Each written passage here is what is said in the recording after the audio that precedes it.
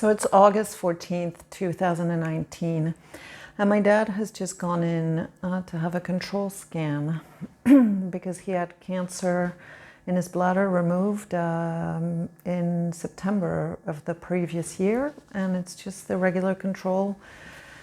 The January scan was clear.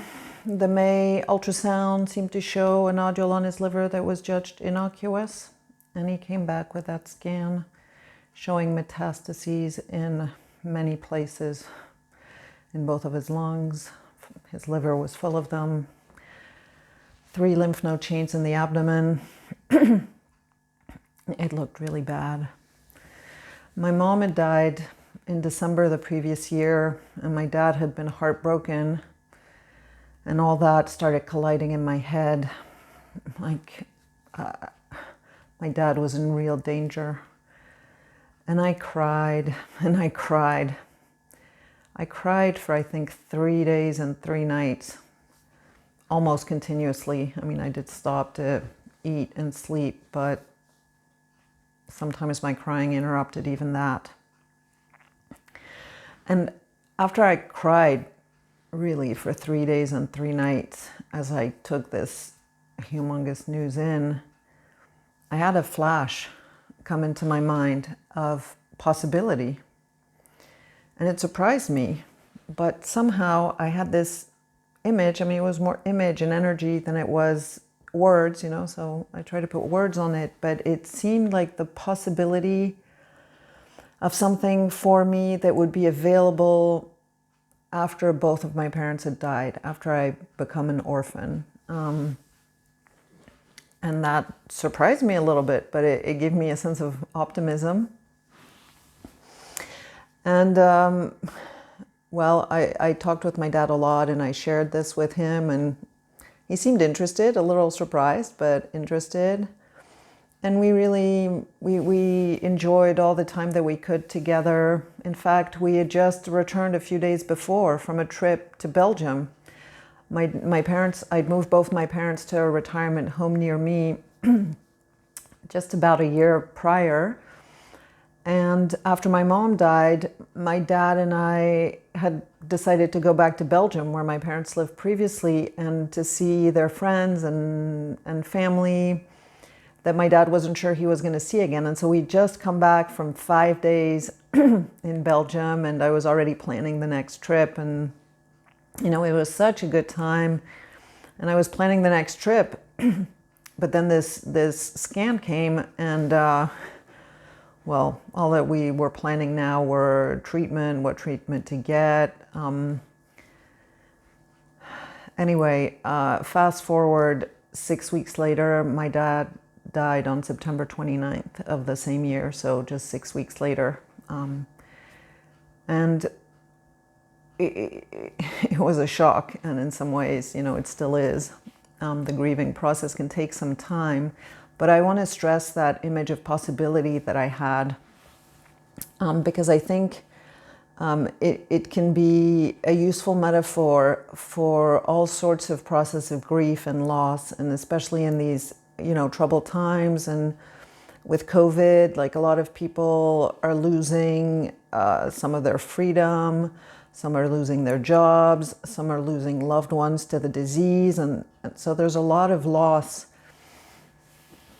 and with the loss comes grieving, and I just really want to use what I've learned to try to help you to navigate through these difficult times.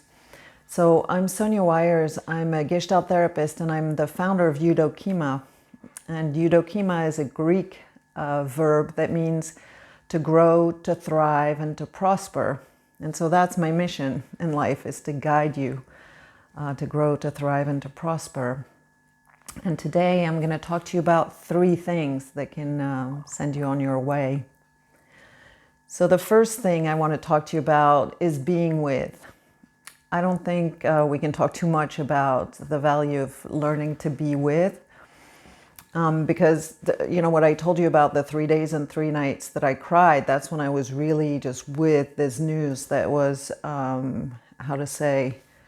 really worrisome. Like, it didn't carry certainty in it. Some people do respond to treatment. My dad did not, but I had to be with it and be with it. And really, nothing can change until you can be with what is already there.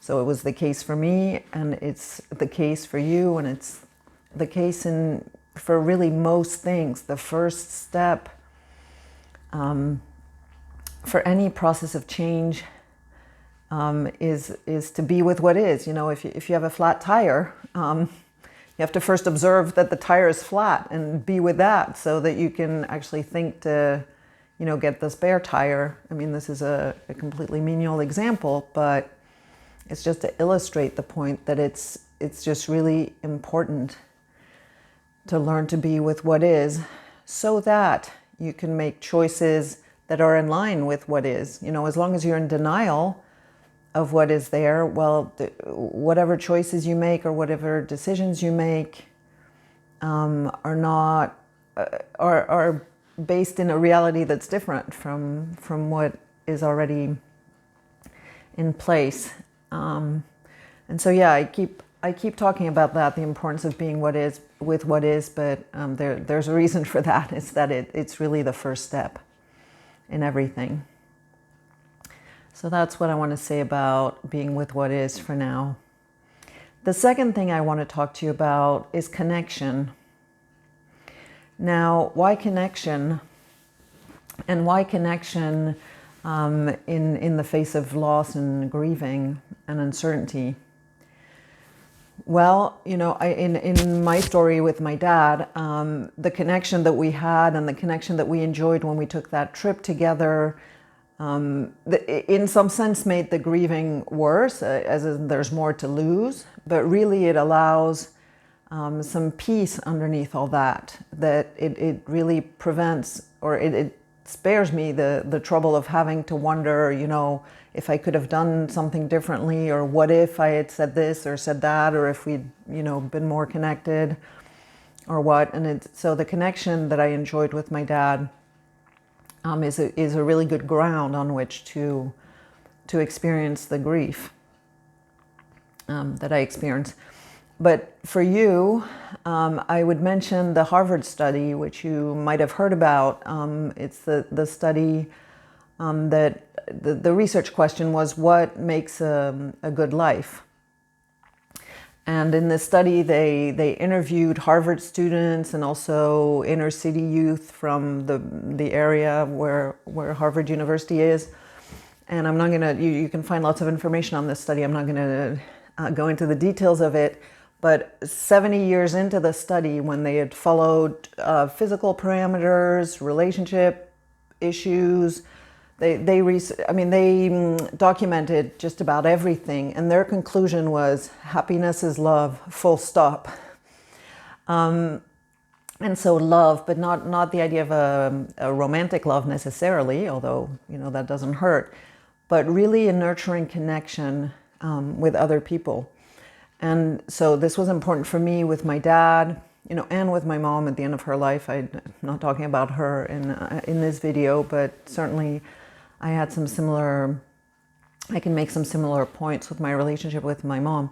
But for you, and whatever's going on with you that you're experiencing loss and grief about, what can you do to nurture the sense of connection, to nurture the sense of completeness, which I think comes from the sense of connection.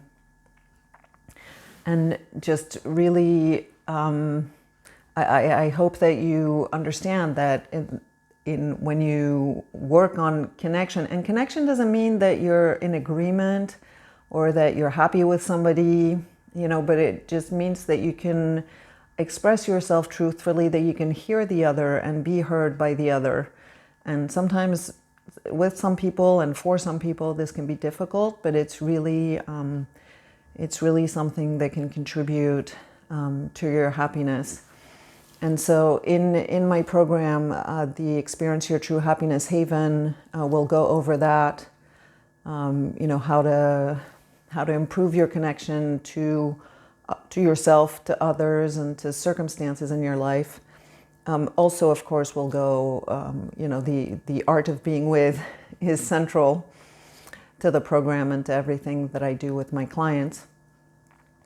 And so, yeah, this is also an important part. Relationships are important. And so connection and cultivating connection. So that's what I wanted to say about connection. The third thing I want to talk to you about today is possibility. So possibility, why possibility? And what else is possible? So the flash that I had, after I got the diagnosis from my dad, really shocked me. It was really a surprise, like, well, why was this coming into my mind? But it has really helped me. It has really helped to carry me forward, because I really believe that in my case anyway, having the parents above, however good a relationship you have with your parents, but having them above is somehow limiting in a sense, even if it can be very supporting. If you don't have the parents anymore, there's something is possible. There's growth that's possible that wasn't possible before. So I really feel that this is true for me in my life, and it doesn't really, I insist that it doesn't take anything away from missing my parents or, whatever good I got in relation to them. But their absence does actually allow, make something possible for me that wasn't before. And so I really want you to consider this in your own life. Like the things that you lose, that you miss, that you grieve, in what way does the absence of that thing, that circumstance, that relationship, that person, in what way does the absence of all that create a new possibility for you? And that's really also something that that I work on with my clients, is just seeing what possibility is there. What possibility do you want to create? Because possibility is something you open yourself up to, but it's also something that you can, that you really can take concrete steps to create. And so that's what I wanted to tell you about possibility. And so one of the comments I get most often is like, wow, this looks great, but I'm not sure that I can do it on my own. Like, can you help me? And of course, I can help you. And if you want that help, you can find the link below to fill out the application for my program, the Experience Your True Happiness Haven. Now, let me just say a few words about it. So it's a 1-year deep dive group program in which we will go through all aspects of your life, really, and explore, take stock, and also create some concrete steps for you so that you can finally experience your true happiness. So that's the program. But what I want for you, I hold the possibility in my mind for you, is picture a day when you can be at peace with what is. Picture a day when you can stop searching for your happiness everywhere and do something else with your time. Picture a day when you can see possibility in all circumstances. And the reason I'm talking to you about all this in the first place is that I don't let anyone tell you that you can't be happy. Life's too short to spend another moment not living in agreement with yourself and with your environment. There's not a moment to waste. It's time for you to get on the path to experience your true happiness. And I really so much want to help you with that. So if you would like my help, the link is below. You can apply for the Experience Your True Happiness Haven, and if we find that you're a good fit, then we can get to work almost immediately.